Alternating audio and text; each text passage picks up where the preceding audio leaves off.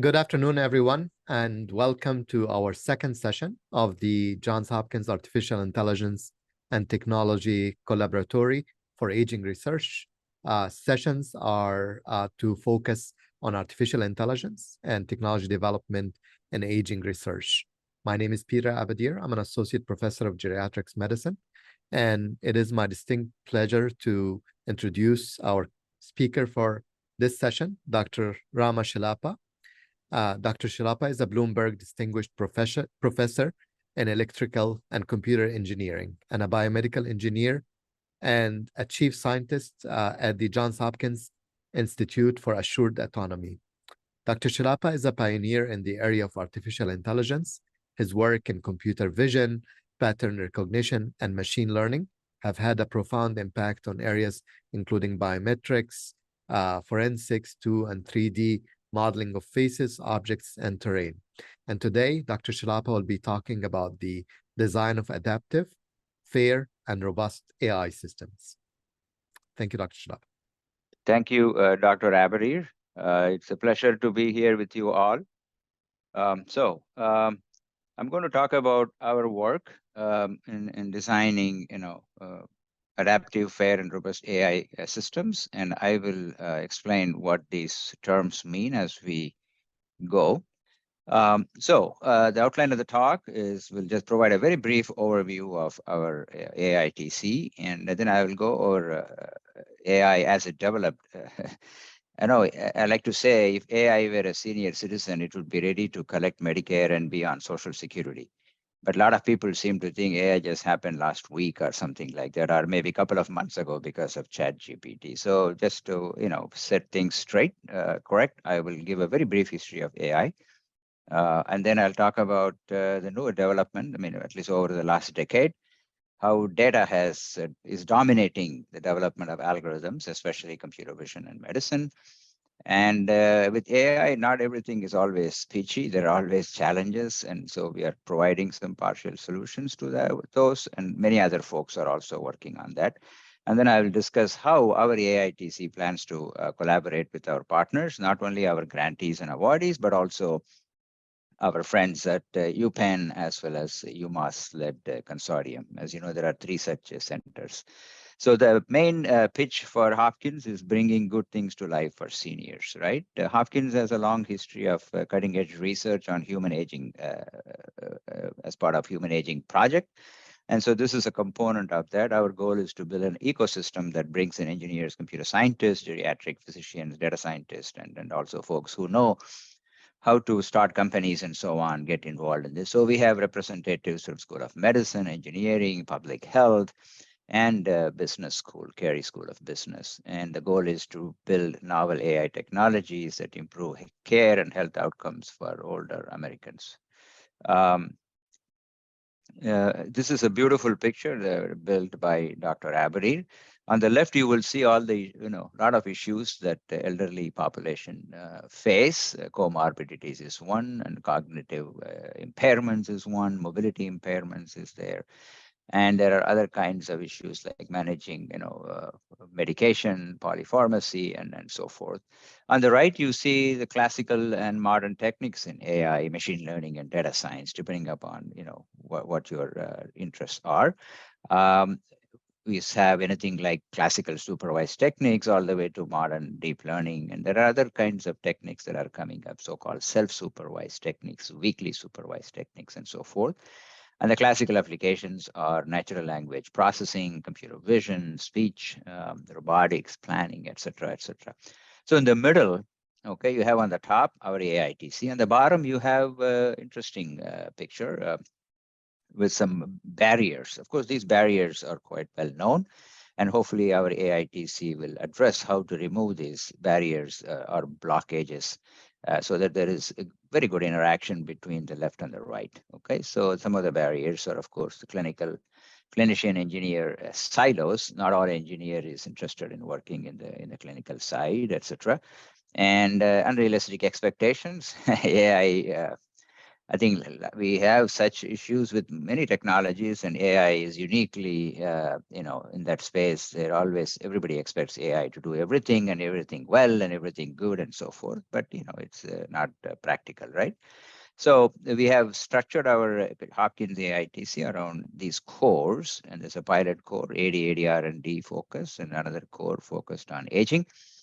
Clinical translation core is the one that I co-direct with Dr. Abadir, and then we have many other cores. Data integration is very important. Now AI is so much dependent on data, the privacy of data, how we collect it, how we curate it, and how we store it, how we who gets access to that, etc. Are all big issues. And then and then there's, of course, there are thousands of technologies. So how do you rank order them? How do you choose what is the best match between a technology and the need, etc., etc., right? So these are our cores, and we have these outstanding researchers at Hopkins. I spent 10 years at USC, 81 to 91, 29 years at Maryland, and I came to Hopkins in 2020, right in the middle of the pandemic.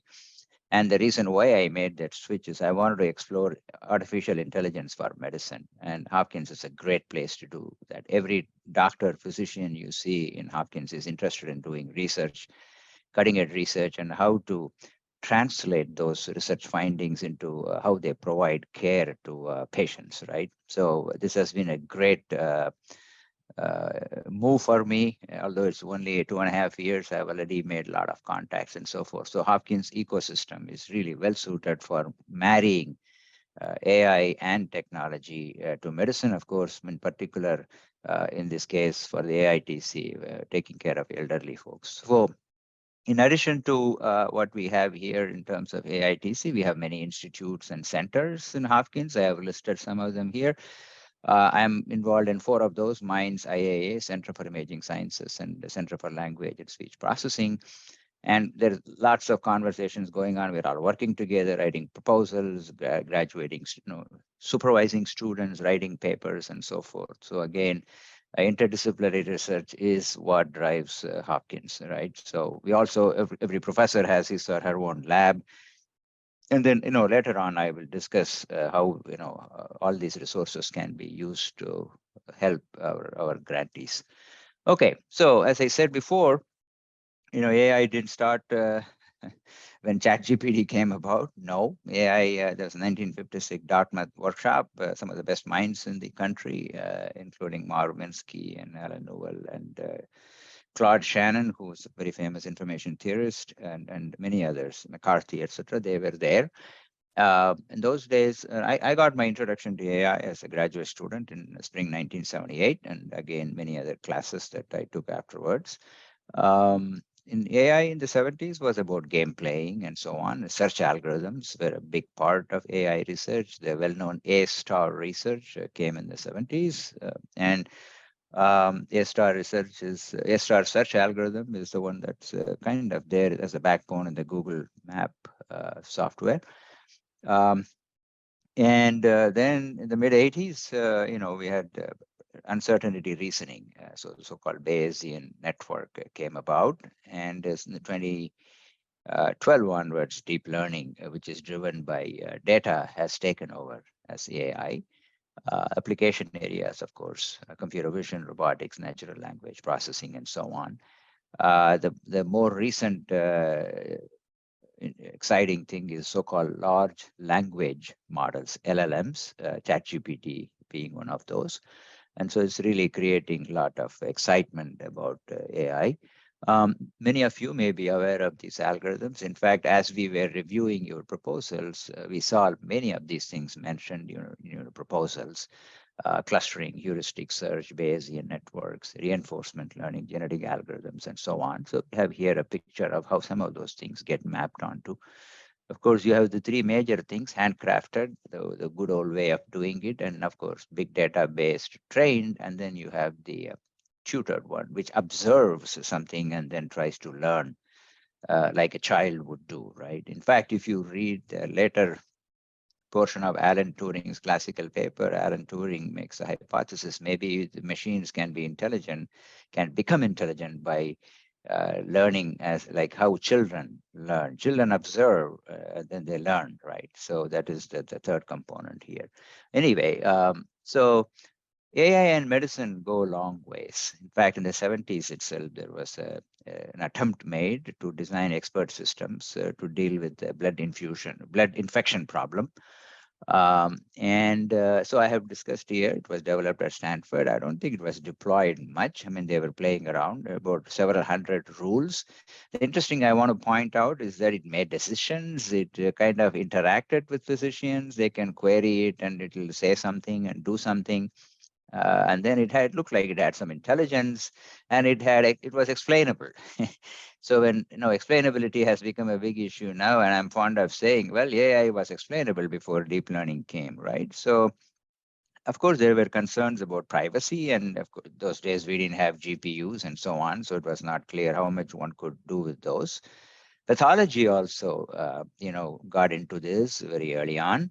As you know, pathologists deal with pictures, large images, and so on. And they actually built something like Bayes nets. So Heckerman is the person, and there are many, many other examples. And one of the more recent ones that I like to point out is prediction, because prediction has become an important outcome of all the AI systems, right? For example, will this person fall? Does a person have a tendency to fall, right? So fall prevention methods can be brought in and so on. So this is a classical paper. This does not use any deep learning. It uses simple logistic regression based on features extracted from arterial waveform to find out if there is a chance that the person in anesthesia will go into low blood pressure regime and so on, right? So, I mean, there are just so many examples now from medicine. I can't discuss all of them here. So, so decision making, as well as prediction, both are now part of that.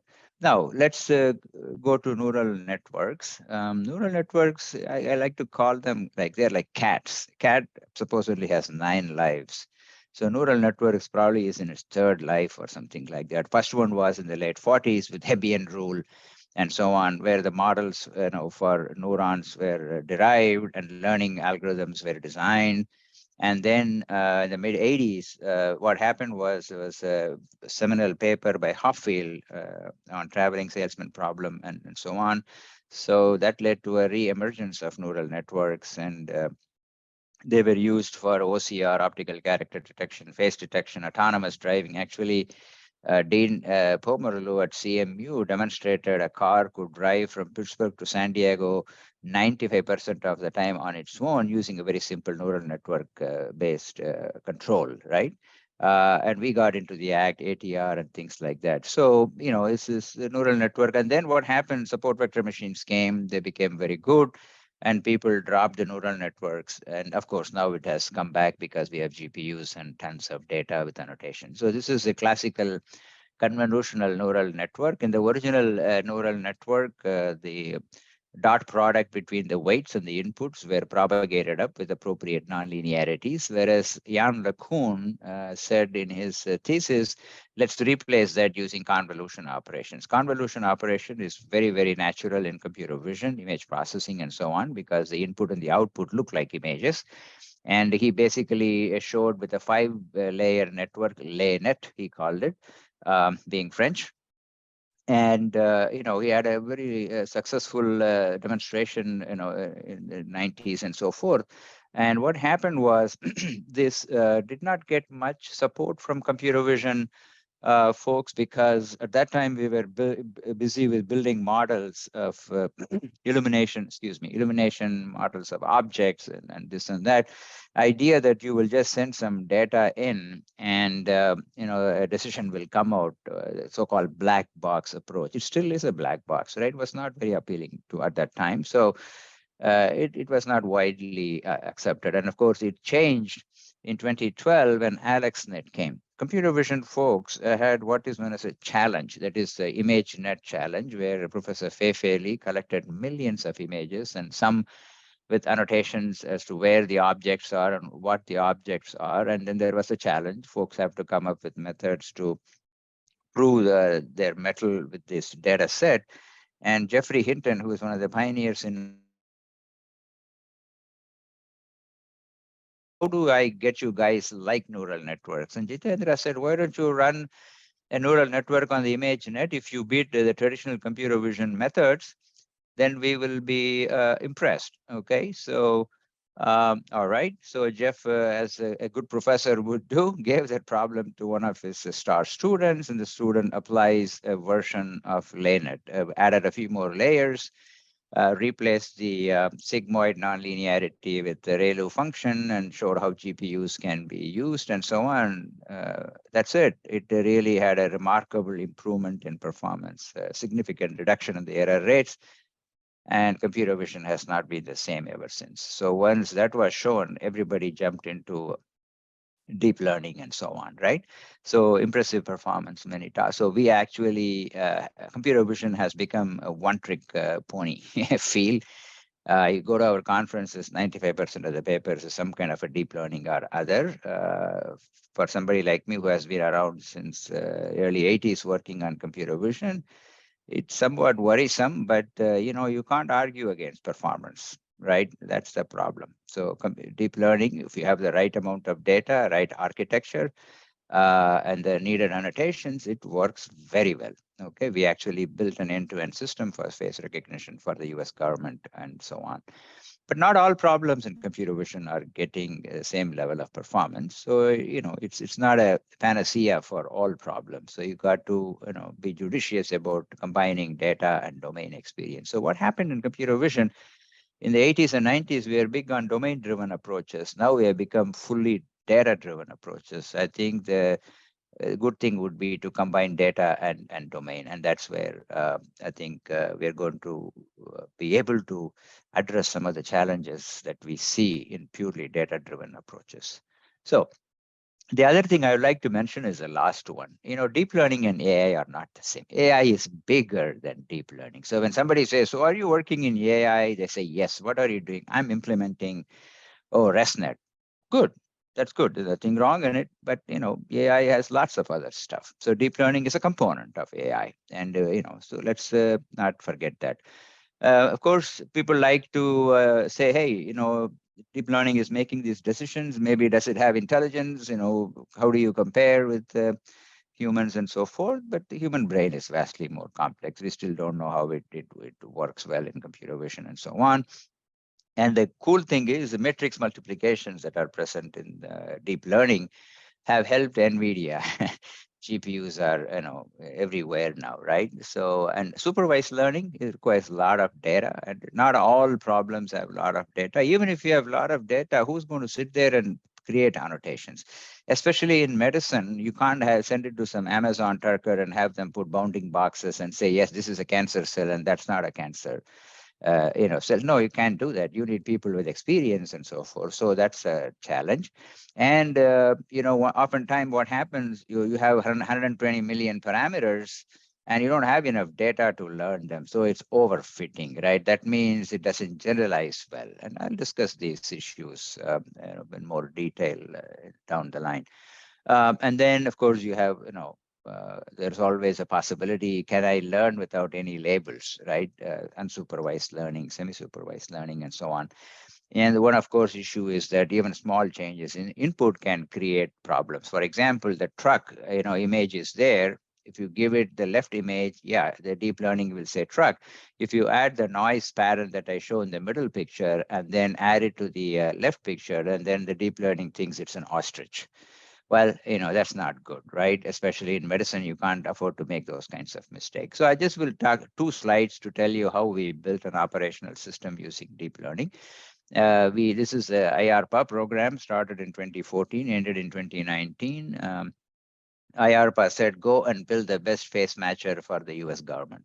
Okay, so we had a large team. IARPA, gives enough resources for you to build a large team and so on. And they gave us some data. We collected some data under strict privacy guidelines. We could not collect any U.S. citizen willy-nilly. It has to be somebody who's in the public domain, like politicians, athletes, and actors, and so on. And of course, there are other constraints. And then you do face detection, extract key points on the face so that you can align them, develop neural network-based deep representations, and do classification, recognition, matching, and so forth. It worked very well. It still works well. It's being used every day. And the cost of the system is less than 10K. That made it a little bit challenging. As you know, GPU workstations are expensive. So we have to provide a CPU-based systems and so forth. The other natural question was, you have a machine making this decision. Of course, forensic examiners have been doing face recognition for a while. There are experienced forensic examiners, there are super recognizers and so forth. So how does your machine compare? Yeah, we had to do some experiments with that. As a paper in PNAS in 2018 and so on. So typically this is what looks like. You build a big network, you train it, and here we have a network that does multitasking. It detects whether there is a face or no face. It figures out where the facial feature points are, tip of the nose, eye corners, mouth corners, and so forth, and whether they are visible or not. And it can tell the pose, the pitch, yaw, and roll. It can say the gender. It can estimate the age. And the next version of this, it will tell you who you are. So if you are in our gallery, you are not, so don't worry. Then we will tell you who you are, and that's what I say there, right? Male and age and so on. President Barack Obama talking to somebody, and so on, right? So this is a reason why everybody likes deep learning, because it's almost like you have a recipe to build a system. Of course, now we are working on a much harder problem for IARPA, where we want to recognize faces at 1,000 meters. And so on. Of course, face is not the only thing we look at. We look at gait, and now gait has some applications in medicine, but here we use it for identification. We look at body shape and so on. And at 1,000 meters, we have all kinds of artifacts due to turbulence and deformity, facial deformations and so forth. So very challenging problem. I worked on it from 2008 to 2013 for a Navy project. It has come back again. So, this is going on all in computer vision. Although I have been at Hopkins only for 2.5 years, I've already established many collaborations with doctors in School of Medicine. I mean, I know I work for Hopkins, so maybe you'll think I'm doing too much of a PR stuff, but I'm saying this very genuinely. It is so easy to find collaborations with the Hopkins doctors. Every one of them is interested in doing research and writing papers and figuring out what is the best technology that's available there to help their patients and so on. And so you can see here I have something with Dr. Robert David Stevens in critical care. And then I have some effort going on with the Center for Autism, how we can use AI and technologies for detecting autism in children as young as 14 months old. And with Dr. Alex Barres, I'm looking at weekly supervised method for pathology, where slide level decisions are available, how you transfer them to patch level decisions. And of course, this National Institute of Aging grant is something I'm working with Dr. Abadir, Dr. Jeremy Walston, and many others. They're working with some eye care. And then there is the NF1, which is, again, we have a system at Hopkins that collects 92 pictures and builds a 3D model. And then we can look at how the cancer situation is with medication and things like that. So this is just a list that put together based on, there's many more things are happening. Every time I meet with some new doctor, there's always some possibility of collaboration. So I feel like I'm 30 years now. I'm going to be 70 in April, but I'm very excited by these collaborations. Of course, if everything is good, I can stop now and say, please go and have lunch and do deep learning. That's not the case. Deep learning based methods are problematic. It's basically a nonlinear mapping between data and labels. It's a hierarchical nonlinear regression. Okay, that's basically what it is, right? And then we are learning millions of parameters. For example, there are billion parameters now in these large language models, and it's mind-boggling. From a purely statistical estimation theory, my professor at Purdue, Ken Fukunaga, who is a very well-known pattern recognition researcher, used to say, if you want to estimate a covariance matrix of dimension d by d, the number of independent components are d into d plus 1 by 2. You should have 3 times that to do a good job. Otherwise, the covariance matrix will be ill-conditioned. You won't be you won't be able to take the inverse of it to calculate the Mahalanobis distance, etc., etc. So I've heard that so many times, and I now come here and say, "Oh my God, we are estimating such a large number of parameters." So what is the result of that? It clings to training data. It does not generalize well. What do I mean by that? It works on the data it has seen. If you give it a slightly different data, the performance goes down. And I'm going to come back to that again. This is a big problem. It's called domain shift, covariance shift, data shift, and so forth. Now, we are all very happy that deep learning works great, but we don't know why it works so great. As I like to say, I don't know which is more embarrassing, telling people, gee, I don't know why it's not working, or saying, gee, I don't know why it works. Think about it, right? And it has all these issues. There's people have blamed deep learning as not being fair, which now has morphed into saying AI is not fair. So AI bias has become a big concern. Privacy is an issue. How do you collect data? Of course, medicine has figured out how to maintain privacy. If you go and see a doctor, unless you authorize somebody else to be able to see your records will not be released. Right. So medicine has figured it out, and we need to understand how to do that in AI and still be able to mine the data and make some decisions and so on. Okay, fairness is an issue. I mean, we can pile on, but I won't do that. So these are the challenges for AI in medicine. Okay, handling domain shifts. In the case of Tesla, would a Tesla that works well in Indiana, will it work well in Hong Kong or Mumbai? That's a question. The traffic patterns are different. Uh, you know, traffic is very heterogeneous and so forth. So that's a question. What kind of software modifications are needed?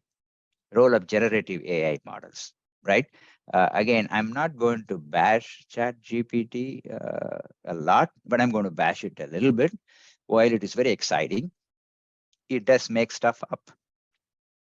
So generative AI models can create artifacts, especially if you're using them for creating synthetic data so that deep learning can work well. You got to be very careful what kind of artifacts. I mean, I'm talking about generative adversarial networks, diffusion models, nerves, and so on. And in the case of languages, large language models, right? And we are not the only one who have data. I mean, our partners at UPenn have data. Our partners at UMass-led consortium have data, and all our grantees will be collecting data.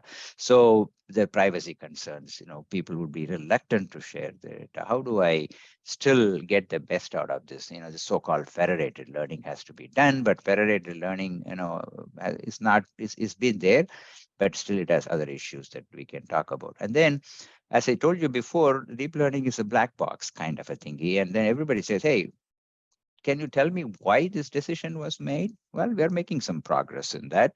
There are techniques known as class activation maps, GradCam, and so on, which will help you to understand which neural layers get excited, which neurons and which layers get excited when a decision is being made, and so forth. And it is good to know, because when you go to a doctor and the doctor says, based on what I'm seeing in your blood report, I recommend you do X, Y, and Z. So there is some interpretation. There is you can ask the doctor for more questions. The doctor will say, well, when we see these sorts of things, this may have. So there is conversation going on. He's not just saying, okay, go and do this, right? No. So there is this, that's what we expect AI to do. And a lot of data is available. What is the best data to train your algorithm? So that is choosing the best. And bias mitigation is a big issue. Bias comes for many reasons. There may be your loss functions are not properly designed, or your data set is not good. It's not a broad representation of population. For example, let's take the case of diabetes. In United States, endocrinologists sometimes say, well, your 2 hours after you take your meal in the night, your blood sugar should be maybe less than 140. Depends on the doctors. But in South India, where I come from, in Chennai, the doctors would say less than 200 is fine, because South Indian, food is kind of mostly driven by rice and so on. So they kind of tolerate a little higher thing. So, you got to figure out which one is the right thing, right? So it is biased in slightly different way. And there are other sorts of bias issues that also creep up, and which sometimes can lead to disparities in how care is provided and so on. Of course, what we are seeing in medicine is that we don't have millions of examples like in ImageNet.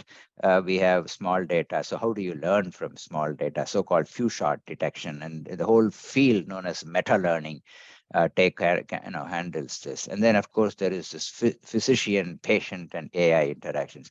Human computer interaction is a well-established field. And then we had the human robot interaction, because if humans or robots are working in the same workplace, we don't want the robot arms to go and swing and slap the human off his or her feet, right? So we had to provide safe workplace when humans and robots are involved. Now, when AI is sitting there, then we have to figure out how that's going to interact. For example, maybe 5 years from now, AI will be so integrated into clinical practice. When you go to a doctor's room, they will say, AI is working here, a little board, just like you see.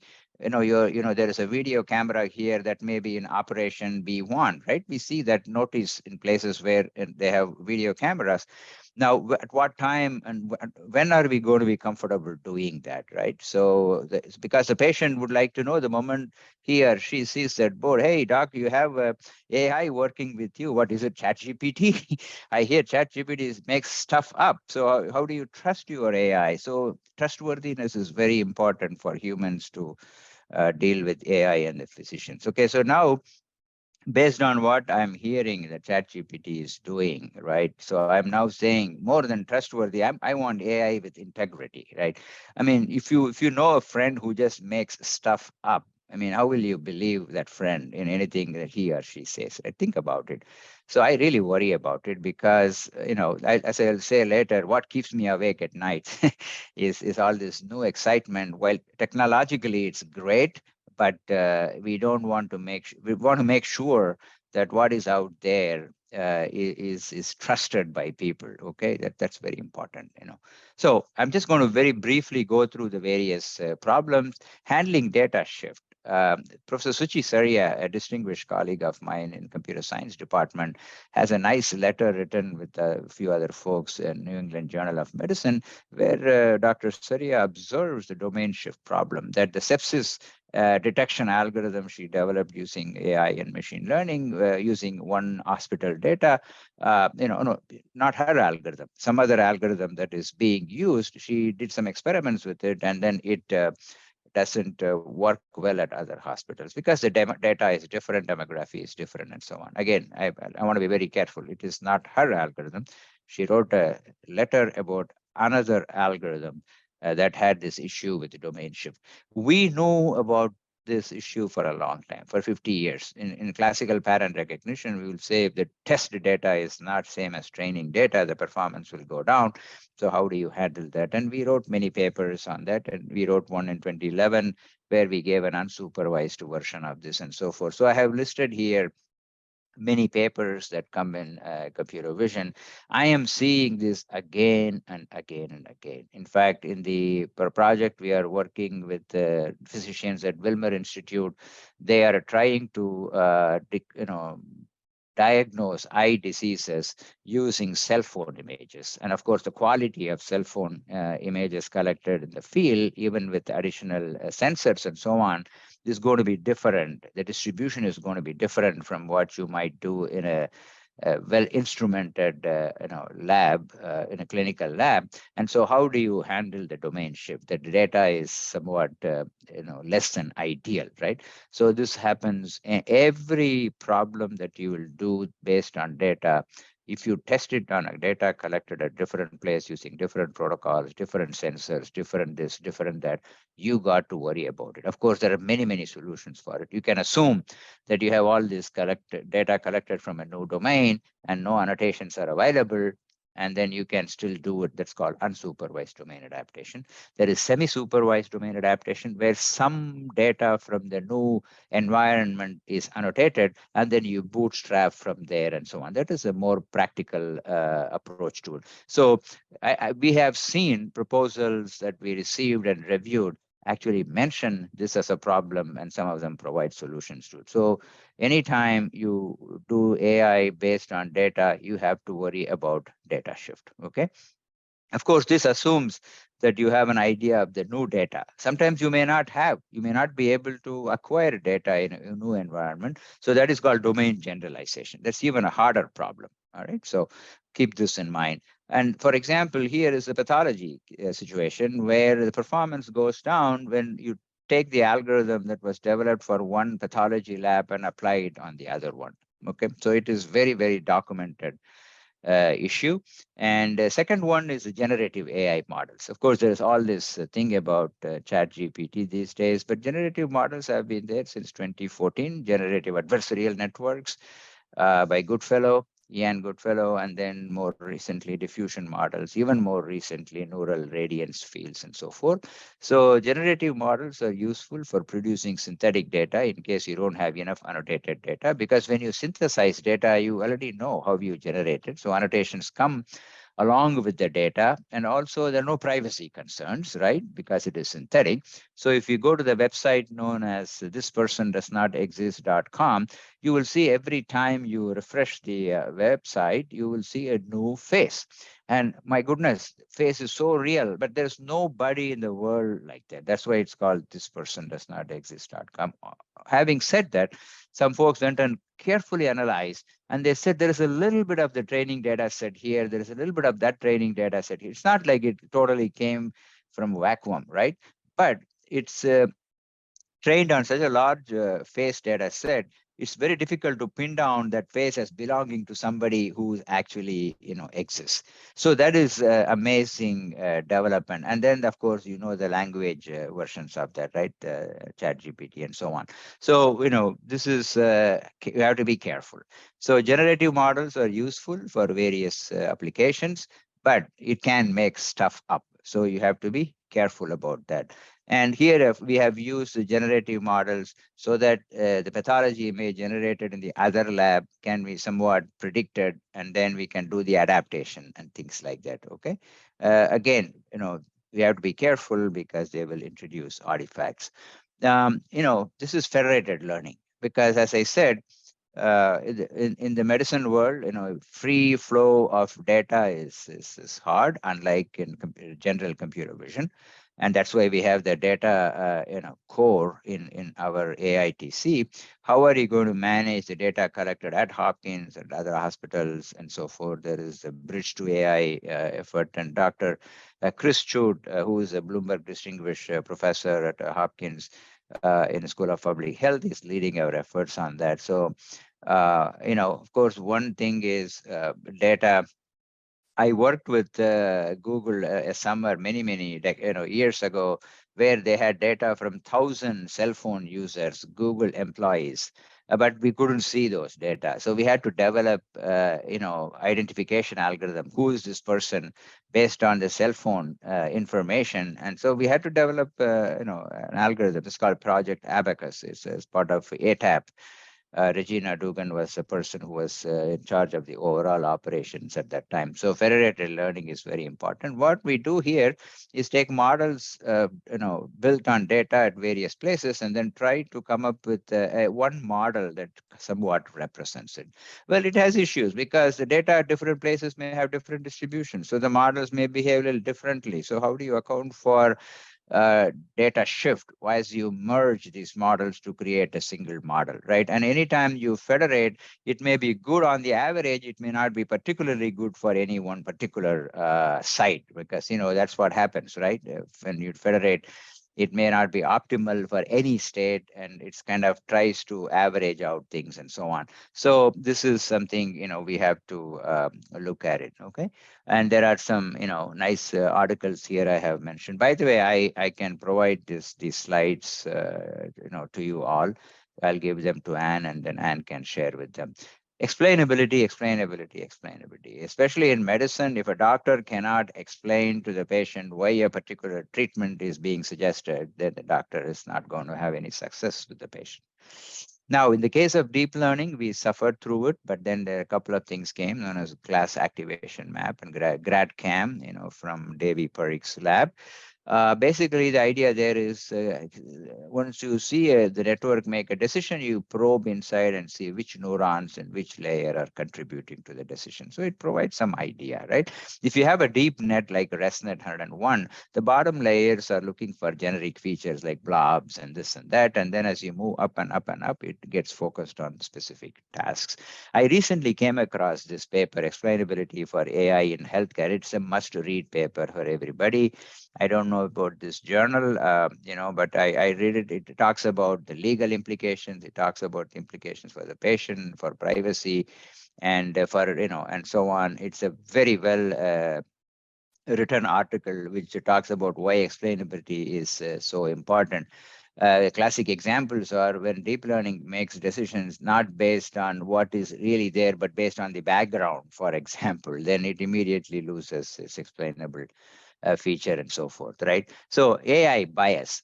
When we built face recognition system in 2018, we came across this work from MIT, which took 3 commercially existing face recognition system for doing gender classification. They collected a new data set of dark-skinned males and females from some African countries and light-skinned males and females from Norway. They were parliamentarians. And then when they applied Amazon recognition, for example, the performance on dark-skinned males and females data set went down. It created a lot of concerns. Amazon immediately went back and to the drawing board and fixed it and improved it considerably. But it stuck with everybody's mind that AI, face recognition system is biased, and therefore now all AI systems that use data must be biased. So AI bias has become a very important field. You cannot, you have to be serious about AI bias because you cannot put a technology that doesn't serve everybody well, equally well, right? So we were worried because we are building face recognition systems. So we went and explored our systems to see whether it is biased to gender, biased to skin tone.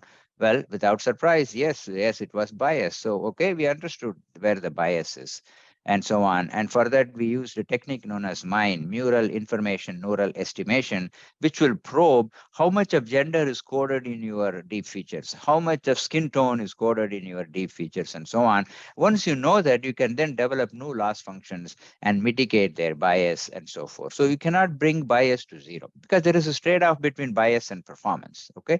So you may have a perfectly fair system, but if it only works 30% of the time, people say, we don't want to deploy it. I'm not defending that it's okay to have bias. I'm just telling you that there is a trade-off between bias and performance, as we have indicated in our work. And then, you can reduce bias, and then everybody has to make their own decision as to whether they should deploy the system. Everybody knows about this adversarial examples. Like I mentioned it before, if you add a little bit of noise, the lion becomes pelican. That's not good. You can't go near a lion thinking it's a pelican. You will lose your life. Or a car becoming a speedboat, or traffic signal becoming a jeans, and so on. So this became a big deal, and then most of the researchers in cybersecurity got all excited by it and so on. So we have a DARPA program we are working on known as GUARD. There are so many different attacks. There is the PGD attack, there is a deep fool attack, Carlini-Wagner attack, etc., etc. So how do you defend that? What I have shown here is a picture of an animal with various attacks. The interesting thing is you can't tell from a human eye the original and the attacked image. But then you feed the two into the neural network, they go to very different labels, and that's the problem. Visually indistinguishable images, will provide two different labels, right? So very, very subtle. So this is something we need to worry about. So in the bottom, what I have is known as a patch attack. So I have an aircraft, and the next picture, I just go and run my detection algorithm. Everything is fine. It says where the aircraft is, and it's very confident. I add a little patch that is there in the bottom, in the third figure from the left. Immediately, everything accuracy goes down. There are a lot of false detection. So we clean it up, and then we bring the performance up. This is a cat and mouse game, and it's going on everywhere. Okay, so this is something we have to. Human AI interaction, I talked about it. When we developed our face recognition system, we also compared how our systems work with forensic examiners, super recognizers. Super recognizers are people who have this uncanny ability to match faces. They themselves don't know why they are so good, but they do it. So that's important in the case of human AI interactions. Anyway, this I will skip. Learning to complement human. That is where Is AI going to replace doctors? Absolutely not. AI is going to help doctors. When I go and see my doctor once in 6 months, my doctor always takes the old file and says, "So what did we do last time? So how do you feel now? Did you take care of this, etc., etc." AI can keep track of it, and then AI can continuously work. The doctor doesn't work in between my visits, right? I work because he has a lot of other people to take care of. But there can be a personalized AI looking at my numbers, my EHR, my diagnostic images, my natural language conversations between doctor and me, and then continuously mine. If there is anything funny, it'll just raise an alarm. Hey, doc, maybe you want to call Rama and tell him this is what you found today. Okay. Right now, how it works, when I do a test, reports come, and then the doctor gets it, and the doctor calls me, we got the report, everything is fine. Fine. But AI can remember everything that happened to me from age 2, including my vaccinations and so on. So that is a powerful thing to keep in mind. And and then recent trends, meta learning, it's called few shot. I just edited a book on that. Weekly supervised method, don't assume really full annotation details. Semi supervised methods, learning from small data, and so on. So we have so many things that are available at Hopkins to help our grantees and so forth. So there's papers galore, not just from my group. There are many other professors at Hopkins, many other professors at other places. Please keep look at all of these things. What keeps me awake? I should have put what keeps me awake. Previous AI winters happened because AI overpromised and underdelivered. Peter, let me know when I have just 3 minutes and I will wrap up. Okay. So what do I mean by it? In the 80s, we used to say, oh, if it worked, it is pattern recognition. If it did not work, it's AI. Yeah, we all laughed. In the 90s, we will say, if it worked, it's computer vision. If it did not work, it's AI. Yeah, we all laughed. But now AI seems like it's working. But suddenly ChatGPT comes, the Bing bot comes, and just makes stuff up. And that worries me because this is my field. I don't want my people to think that my field, we just make stuff up. And it's worrisome, especially in medicine. Then there is a name called quack doctor. So GPT going to medicine cannot be called a doctor, who doesn't, who just makes stuff up. We cannot just have something that makes stuff up. Look at NHTSA, what they did. Tesla is sending these full automated cars and throws the software, if you sign up for it, they had to recall 360,000. Of course, Elon Musk says, oh, it's not a recall, it's over the air software update. You know what? If software is not working as it is supposed to, it's a problem. So AI with integrity is what we need. And we should not get overly excited by everything. And we should not just put things out because it looks cool. ChatGPT is great for you to have a conversation with. Okay. For example, my student asked, who is Rama Chellappa? Okay. It blah, blah, blah, blah. It gave everything from my resume, CV, everywhere. And then it made something up. It said Rama won Buckingham Fellowship. Not true. I never even applied for it. I never was nominated. How can I win it if I don't have it? I mean, nominated for it. So it makes stuff up, right? Or it says there are 4 female US presidents. Really? So what I'm saying is you can't, how excited we are about the LLMs, this is just something we have to be very careful about. So I worry about it.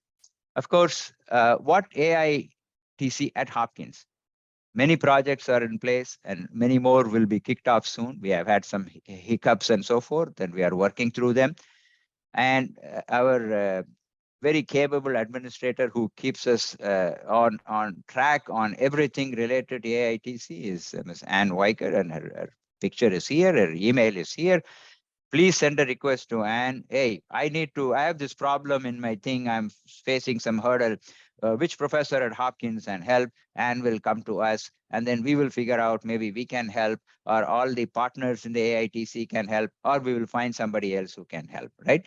It is something that we want to do because we are here for you, right? That is the whole, this is a partnership.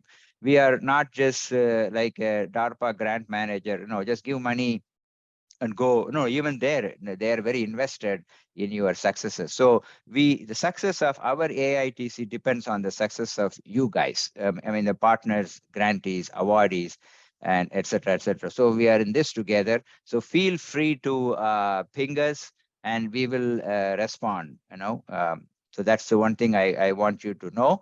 And conclusions, recent trends in machine learning, deep learning hold tremendous potential for digital medicine. I think it is a shame if you don't exploit it. This is the time to do it, and so on. And of course, collaborations are needed, and there are many such ecosystems around the world, and more examples of operational utility. That is very important. People have to see that there is a little board in the room of a doctor says AI at work, and then they see that they are getting better care or better results, better outcomes. Not that doctors are not doing now, that doctors are helped by AI because we have so much more data that an AI can look at and so forth. As a classic example, I would say the sepsis detection work by my colleague Suchi Sarya, which is actually used in hospitals and saving lives and so on. So I'm going to stop here and I'll take any questions. Thank you very much. Thank you, Dr. Chellappa. That was fascinating talk. And I think we're out of time, but as Professor Chellappa mentioned, please feel free to email Anne and she will direct questions. I wanted just to thank Dr. Chellappa for knowing that AI will not take my job and I will not end up without a job. But funny enough, I asked ChatGPT to recommend what would the future of geriatrics medicine would be, and to give some recommendations for the next 50 years. And the first thing from ChatGPT was to embrace technology, to innovations such as telemedicine, wearable devices, artificial intelligence can help improve patient outcomes, reduce healthcare costs. And this is our dream. So thank you, Dr. Chellappa. And we look forward to hearing from you all. Yeah, I always say AI becomes that smart, it won't get rid of us. It will use us to do menial jobs for it. So we'll still have some jobs. Thank you, everyone. Thank you.